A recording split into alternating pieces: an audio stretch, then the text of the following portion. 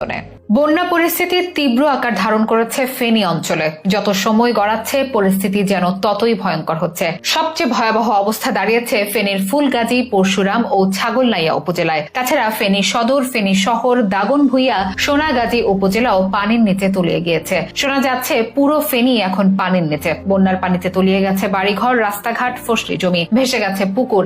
এখনো হাজারো মানুষ পানিবন্দী অবস্থায় রয়েছে এসব জায়গায়। এমন পরিস্থিতিতে এসব এলাকা পুরোপুরি বিদ্যুৎহীন হয়ে পড়েছে। বন্ধ হয়ে গেছে মোবাইল নেটওয়ার্কও। যারা পড়াশোনা কিংবা জীবিকার তাগিদে ঢাকা কিংবা দূরে কোথাও বাস করছেন, তারা পরিবারের সাথে যোগাযোগ করতে পারছেন না। বাড়ির সবাই কি অবস্থায় আছে সেটিও যেন জানার কোনো উপায় নেই। কিছুতেই বন্ধ হচ্ছে না উজান থেকে নেমে আসা পানির স্রোত ও ভারী বৃষ্টিপাত। সেনাবাহিনী বুধবার দুপুরের পর থেকে উদ্ধার তৎপরতায় নামলেও রাতে অন্ধকার ও বিরূপ আবহাওয়ার কারণে তেমন তৎপরতা চালাতে পারেনি বলে জানা গেছে। সামাজিক যোগাযোগ মাধ্যমে পানি বন্দীদের বর্তমান অবস্থান জানিয়ে পোস্ট দিয়ে প্রশাসন, সেনাবাহিনী ও স্বেচ্ছাসেবকদের করুণ আহ্বান জানাচ্ছে স্বজনরা। অনেকে ফোনের চার্জ শেষ হওয়ার আগে ফেসবুকে এসে কান্নাকাটি করে সাহায্য চেয়েছেন। এখন আর সেই অবস্থাও তাদের নেই। কেউ ভালো নেই ফেনীতে, নেই যেন জীবনের নিশ্চয়তা। অনেকে নিখোঁজ বলেও শোনা যাচ্ছে। অনেকে প্রাণ বাঁচাতে 2-3 তলা বিল্ডিং এর উপর তলায় আশ্রয় নিয়েছেন, তবুও যেন পানি স্পর্শ করে ফেলবে তাদের। ত্রাণ নয়, এখন উদ্ধার কাজ দরকার। আগে দরকার প্রাণ বাঁচানো। এমন আকুতি মিনতি সবার কণ্ঠে।